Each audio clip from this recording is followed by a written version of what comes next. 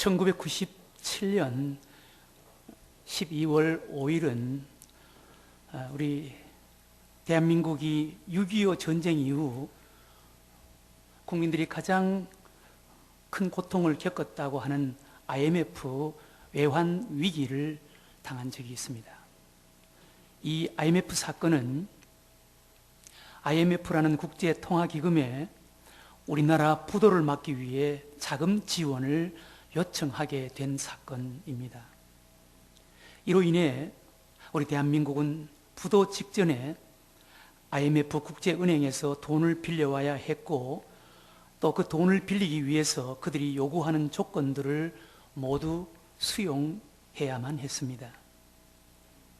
이 과정에서 많은 회사들이 부도가 나고 문을 닫고 수많은 사람들이 직장을 잃고 거리로 쫓겨났으며 노숙자가 되고 가정이 파탄되고 가족들이 뿔뿔이 흩어지는 고통을 겪게 되었습니다. 그 후 우리나라는 뼈를 깎는 구조 조정을 하고 또 알짜배기 노른자위 기업을 외국에 헐값에 팔아 돈을 만들어야 했고, 전 국민들이 그 모으기 운동을 벌이면서 단결해서 마침내 IMF에 돈을 다 갚고 2001년 8월 23일 우리 대한민국은 공식적으로 졸업을 선언하고 IMF에서 벗어나게 되었습니다. 이후 여당이었던 신한국당은 대선에서 패배하여 정권 교체가 되었습니다. 이 IMF 사태의 원인은 당시 동남아시아의 연쇄적인 외환 위기 속에 대한민국 정부의 외환 관리 정책의 미숙과 실패가 직접적인 원인이었다고 합니다. 당시 대한민국 대통령인 김영삼 대통령은 11월 10일 홍재형 당시 부총리와의 통화 이전까지 외환 위기의 심각성조차 모르고 있었다고 합니다. 정상적인 경제 활동을 위한 국가의 외환 보유고를 유지 관리하고 책임지는 행정 시스템이 제대로 작동하지 않았다는 것입니다. 국가 경제를 관리하는 컨트롤 타워가 고장이 나 있었고, 대통령과 경제를 책임지고 있는 사람들이 외환 위기의 심각성을 자각하지 못했고 그 위기에 제대로 대처하지 못한 결과였습니다. 그래서 마치 기업이 부도가 나서 운영권이 은행에 넘어가 은행 관리 체계가 되어버린 것처럼 우리나라 경제가 IMF 국제은행 관리로 넘어가 버리게 된 것입니다. 이 사건이 우리들에게 큰 아픔을 겪는 고통이기도 했지만, 그 이후 우리 정부와 기업, 국민 한 사람 한 사람이 우리 현실을 자각할 수 있는 기회가 되었고, 우리도 정신을 차려야 한다는 각오를 새롭게 하게 되었습니다.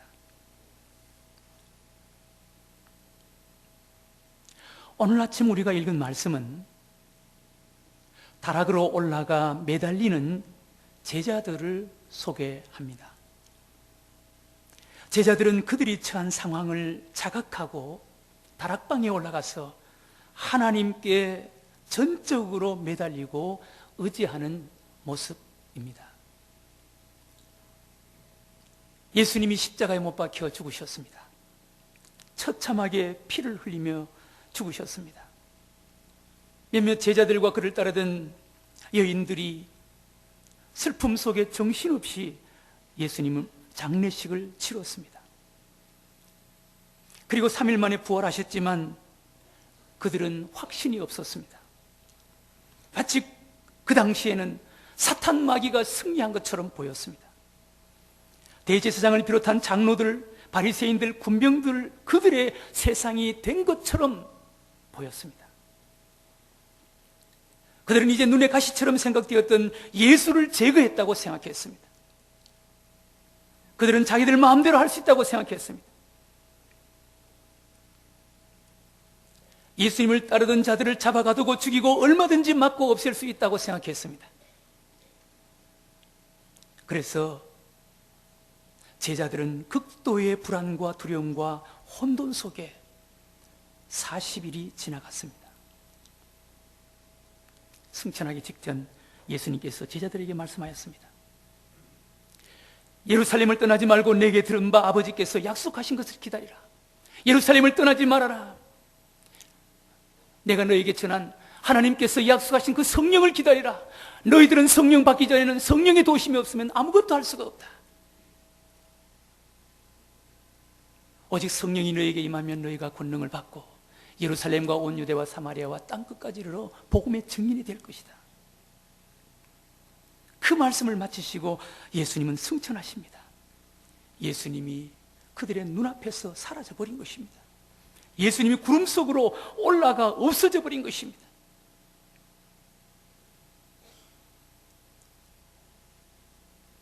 땅에 남은 제자들과 따르던 여인들, 그들이 얼마나 충격을 받았겠습니까? 얼마나 당황했겠습니까? 그들 앞에 놓인 현실 앞에 그들이 얼마나 놀랐겠습니까? 그 상태에서 그들이 무엇을 할 수 있었겠습니까? 그때서야 그들은 정신을 차린 것입니다. 그때서야 그들은 자각을 한 것입니다. 그들 앞에 놓여있는 이 엄연한 현실, 이 어두운 현실, 이 무서운 현실, 그리고 그 현실 앞에 선 그들의 모습이 얼마나 연약하고 얼마나 어리석고 약하고 보잘것없다는 것을 그들은 깨달은 것입니다. 그리고 그들은 예루살렘으로 돌아옵니다. 그들은 타락으로 올라갑니다. 예수님께서 말씀하신 대로 그들은 성령님을 기다립니다. 성령님을 사모합니다. 성령 받기 위해서 그들은 한 마음이 되어서 미친 듯이 하나님 앞에 기도합니다. 그들은 이제 성령님을 모시지 않으면, 성령님이 그분이 아니면 아무것도 할 수 없다는 것을 압니다. 그래서 성령을 받기 위해서, 성령을 모시기 위해서 그들은 죽기 살기로 기도하는 거예요. 매달리는 거예요. 오늘 본문 13절 14절에 들어가 그들이 요한은 다락방으로 올라가니 베드로, 요한, 야고보, 안드레와 빌립, 도마와 바들로메, 마테와 및 알페오의 아들 야고보, 셀로신 시몬, 야고보의 아들 유다가 다 거기 있어 여자들과 예수의 어머니 마리아와 예수의 아우들과 더불어 마음을 같이하여 오로지 기도에 힘쓰더라.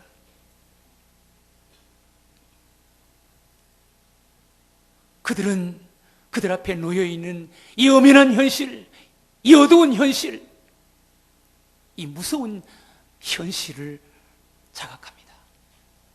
그리고 그 현실 앞에 놓인 자신들의 왜소하고 보잘것없는, 아무것도 할 수 없는 초라한 자신의 모습을 자각하는 거예요.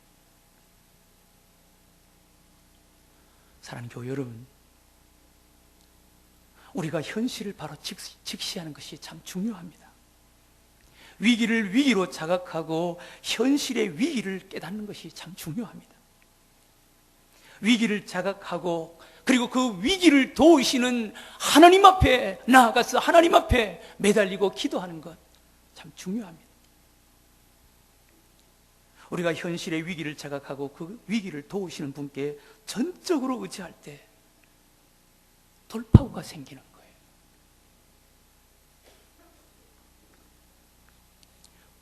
우리가 잘 아는 대로 구약 성경에 에스더라는 성경이 있습니다. 그 에스더서에는 유혹과 위기가 함께 나타납니다. 에스더가 왕비가 됩니다. 노예로 끌려온 에스더가 그 나라의 왕비가 되는 것입니다. 서럽고 가난하고 비참하게 살던 노예 민족, 유대 민족의 에스더가 왕비가 되는 거예요.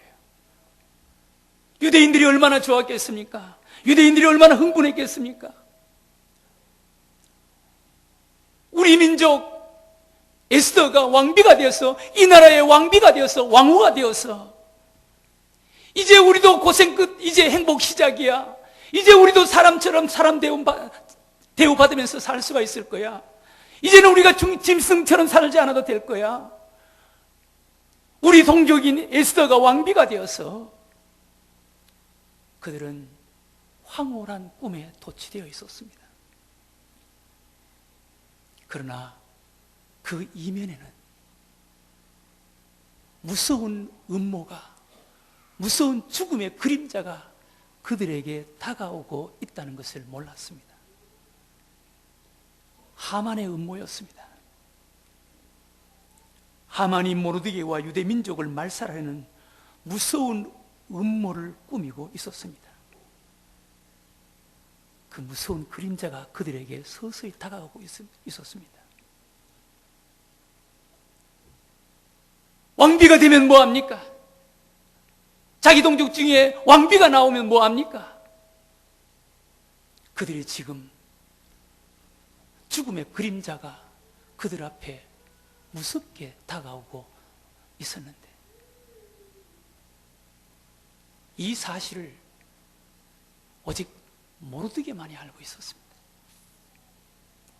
모르드게는 이 사실을 알고 아파합니다. 괴로워합니다. 이 사실을 끌어안고 그는 베옷을 입고 금식하면서 하나님 앞에 매달립니다. 그 현실 앞에 처절하게 눈물을 흘리며 기도합니다. 다른 사람들은 우리 동족이, 우리 민족이 왕비가 되어서 하고 흥분하고 황홀해하면서 어쩔 줄 몰라 하고 있는데, 모르드게는 그들 앞에 놓여있는 이 무서운 음모 앞에 모르드게는 하나님 앞에 금식하면서 기도합니다.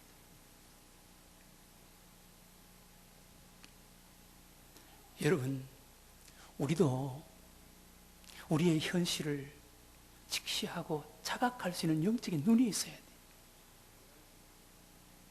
우리 한국교회, 여러분, 우리 한국교회 외형을 자랑하면 안 됩니다. 숫자 자랑하면 안 됩니다.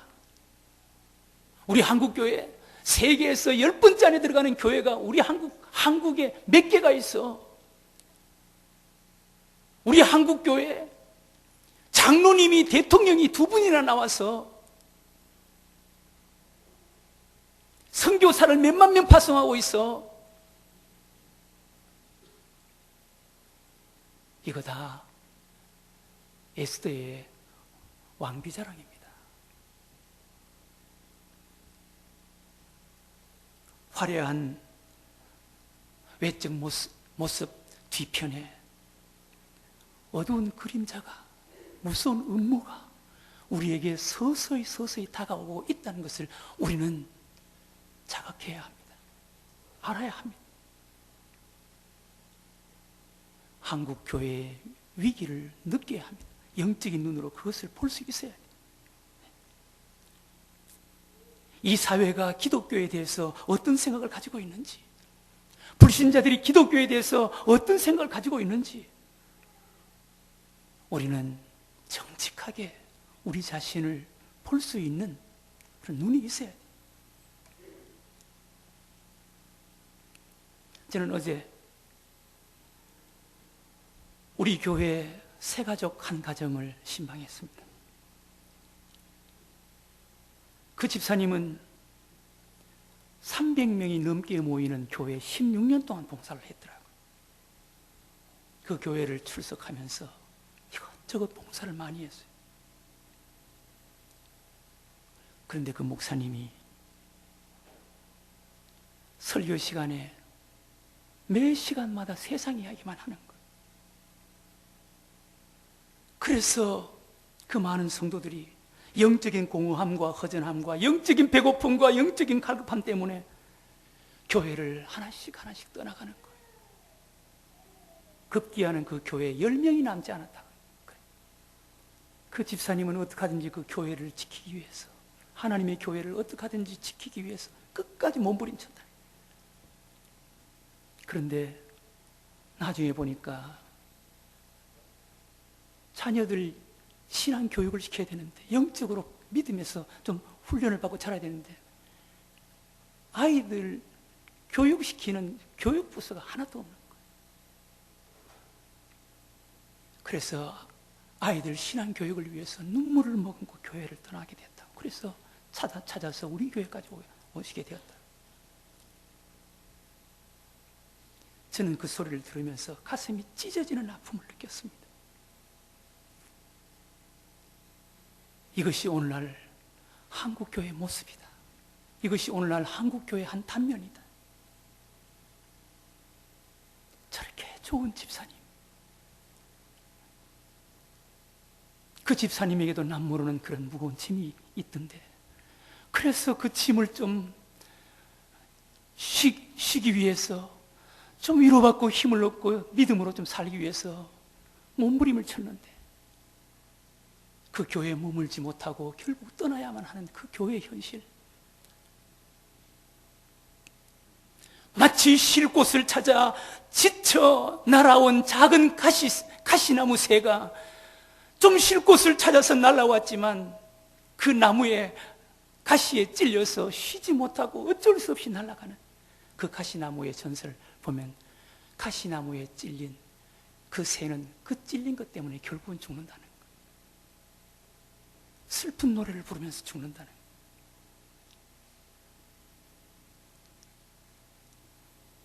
오늘날 한국 교회의 모습이 아닌가. 그 소리를 들으면서 너무너무 마음이 아팠어요. 그러면서 저와 우리 교회를 생각해 봤어요. 우리 교회는 그렇지 않을까? 우리 교회는 저렇게 좋은 성도, 저렇게 좋은 집사님이 가정의 삶에 아픔이 있고 무거운 짐이 있어서 좀 쉬기 위해서 날아간 그 교회, 찾아간 그 교회, 마치 가시나무 새가 가시에 찔려서 쉬지 못하고 어쩔 수 없이 날아가야 했던 것처럼 우리 교회는 그런 교회가 아니었을까? 우리 교회에 찾아왔던 수많은 사람들, 그리고 떠나갔던 많은 사람들, 여기서 남 목사 때문에 가시에 찔려서 날아가지 않았을까? 성도들 때문에 가시에 찔려서 날아가지 않았을까? 생각하니까 가슴이 아픈 거예요. 그래서 차를 타고 오면서 우리 신방대원들이, 우리 교회 잘해야 돼, 우리 교회 잘해야 돼.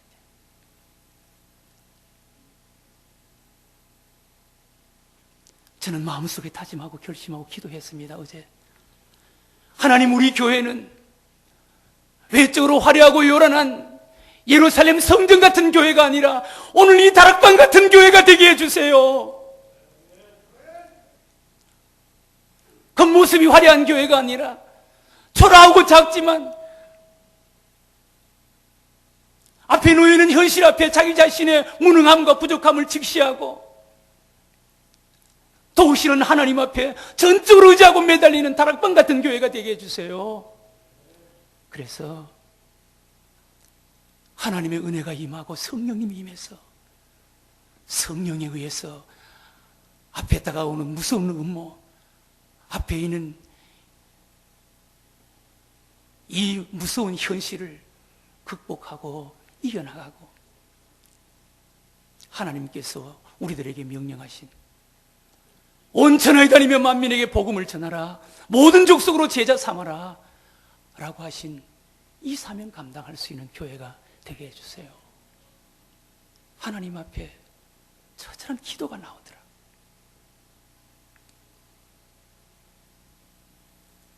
여러분, 우리는 교회의 모습을 직시해야 됩니다. 그리고 자각해야 됩니다. 교회가 교회다운 생명을 가지고 있는가? 교회 안에 성령님이 역사하고 있는지, 교회가 그리스도의 몸으로 존재하고 있는지,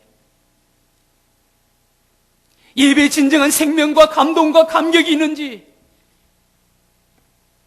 그래서 우리 성도들이 예배 속에 어떤 설레임과 기대를 가지고 나 예배 속에 오늘 하나님을 만날 거야, 나 예배 속에 하나님의 말씀을 들을 거야, 예배를 통해서 내가 회복되고 치유될 거야 라는 그런 기대감을 가지고 교회 예배에 참여하고 있는지 우리 자신을 성찰해 봐야 됩니다. 다른 교회 볼 필요가 없어요. 우리 늘샘교회는 교회다운지, 우리 늘샘교회는 예수 그리스도의 몸으로서의 교회로 존재하고 있는지, 2000년 전에 하나님은 몸을 가지고 이 땅에 오셔서, 예수님이 이 땅에 오셔서 예수님이 천국 복음을 선포하시고, 그리고 모든 약한 것들과 병든 자들을 고치고 치료하시고, 제자들을 불러서 3년 동안 가르치고 훈련하고 양육해서 제자 삼아서 그들로 하여금 세상으로 내보내는 이 일을 하셨는데, 이제 2000년 후에는 예수 그리스도 그분이 교회에 있어서 교회의 그리스도의 몸으로 교회를 통해서 그 일을 하고 계시는데, 우리 늘샘교회는 2000년 전 예수님이 하셨던 복음 전파하는 그 일을 우리 늘샘교회는 하고 있는지, 2000년 전 예수님께서 모든 약한 것들과 병든 자들을 고치고 치료하셨는데 우리 늘샘교회는 성령의 능력으로 예수 그리스도의 이름으로 그와 같은 약한 것들과 병든 자들이 치료되고 귀신이 떠나가는 그런 능력이 나타나는 교회인지, 예수님께서 3년 동안 데리고 다니면서 울고 웃으면서 자신을 보여주고 가르치고 훈련해서 제자 삼아서 그들로 하여금 세상으로 보냈는데, 우리 늘샘교회는 정말 제자 훈련을 제대로 하고 있는지, 제자로 제대로 세우고 있는지, 우리 늘샘교회 안에 예수님을 배우고 닮은 제자들로 좀 채워져 있는지, 우리 교회를 정직하게 볼 수 있어요.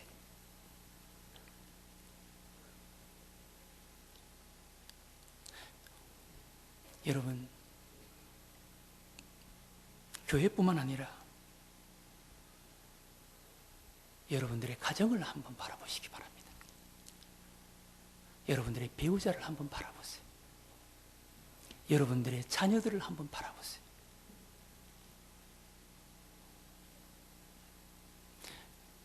적어도 인격적인 대화가 가능한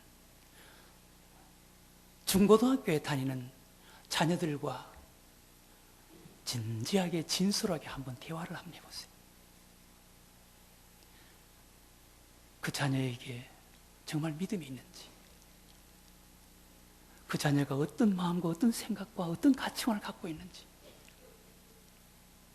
아마 어떤 부모는 자녀와 진지한 대화를 나누면 소스라치게 놀라면서, 아니 이놈의 새끼가 진짜 내 자식이 맞나? 이게 정말 교회 다니는 놈이 맞나? 아마 깜짝 놀랄 것입니다.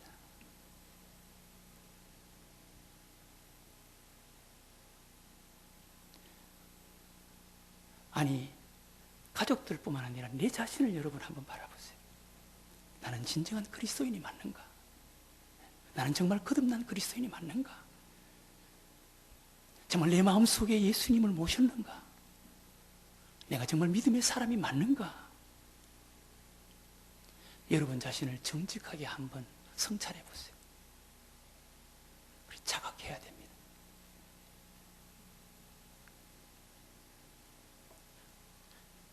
에스더는 그들 앞에 놓여있는 위기를 자각하고 그녀는 하나님 앞에 금식하며 매달리기로 작정했습니다. 금식한다는 것은 하나님을 전적으로 의지한다는 의지의 표현입니다. 금식을 하면 몸도 얼굴도 약해지고 초라해지고 볼품 없어집니다. 금식은 인간적이고 육신적인 모든 것을 포기하겠다는 말. 여러분, 에스더의 강점은 얼굴 하나입니다. 에스더는 얼굴 하나 가지고 왕비가 되었습니다. 에스더의 자랑은 얼굴이에요. 에스더의 장점은 얼굴이에요. 그런데 금식하면 얼굴이 망가집니다. 얼굴이 초라해집니다. 볼품 없어집니다. 에스더는 이제 내 강점인 얼굴을 의지하지 않고 이제 나는 하나님을 의지하겠다는 거예요. 하나님 앞에 매달리겠다는 거예요. 금식한다는 것은 자신의 강점, 자신의 장점인 얼굴에 목숨 걸지 않고 하나님께 목숨을 걸겠다는 거예요. 그래서 그 위기를 하나님께서 도와주시는 것입니다. 오늘 소개되는 예수님과 예수님의 제자들, 그리고 예수님을 따르는 자들, 그들은 그들 앞에 놓여 있는 무서운 시험과 환난을 깨달았습니다. 그리고 그들이 그 환난을, 그 시험을 극복할 수 있는 힘과 능력이 없다는 것을 그들은 깨달았습니다. 그리고 예수님께서 그들에게 명령하신 모든 족속 제자 삼는 일, 땅끝까지 복음 전하는 일, 그들의 힘으로 할 수 없다는 것을 직시했습니다. 깨달았습니다. 그들을 도울 수 있는 분은 성령님밖에 없다는 것을 그들은 깨달은 거예요. 위기를 자각했습니다. 자신 앞에 놓여있는 위기를 크게 깨달은 거예요. 그리고 다락방에 올라가서 매달리고 기도하는 거예요.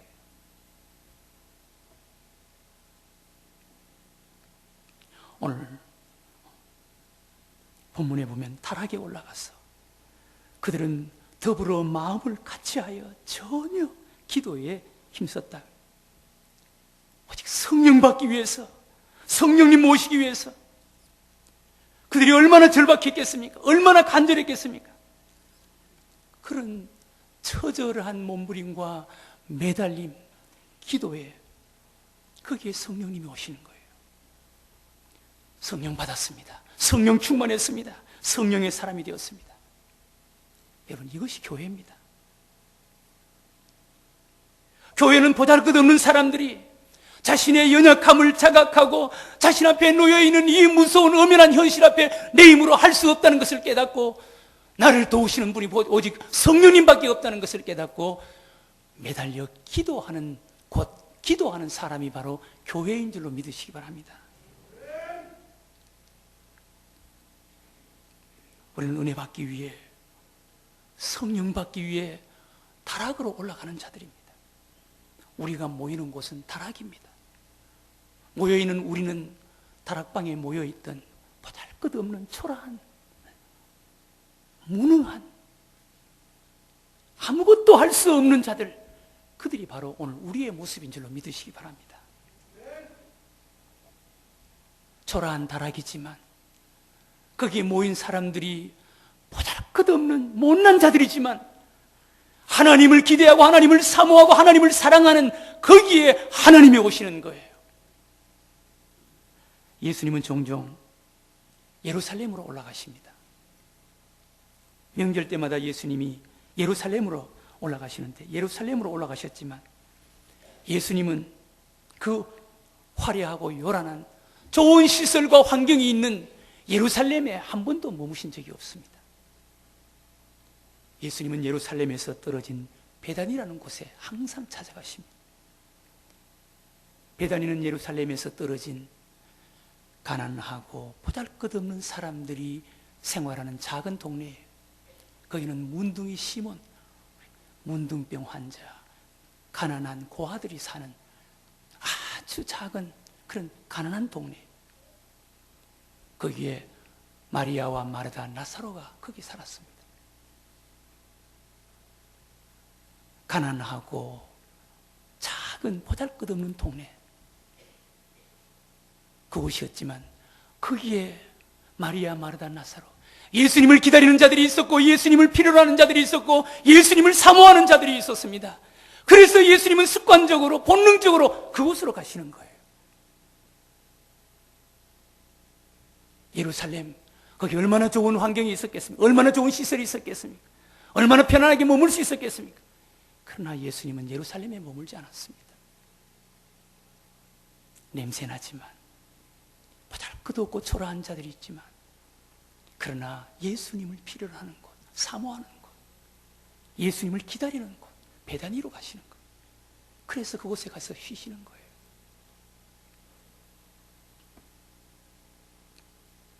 사랑하는 교회 여러분, 우리는 우리의 현실을 직시하고 우리의 현실을 자각하지 않아도 되겠습니까? 우리는 오늘 소개되는 예수님의 제자들과 그 여인들, 그들의 모습과 다릅니까? 그들 앞에 놓여 있는 무서운 현실, 시험과 환난, 그리고 그 시험과 환난을 극복하고 하나님께서 우리들에게 맡겨주신 사명 감당할 수 있는 그런 능력이 있는 자들입니까? 우리는 다락에 올라가지 않아도 되겠습니까? 우리는 다락에 올라가서 오늘 제자들처럼 이렇게 처절하게 눈물겹게 하나님 앞에 매달리지 않아도 살아갈 수 있습니까? 여러분, 우리는 에스더처럼 왕비가 된 그것 바라보고 황홀함에 젖어 있어도 되겠습니까? 우리에게 무섭게 다가오는 하만의 음모를 우리가 직시하고 자각하지 않아도 되겠습니까?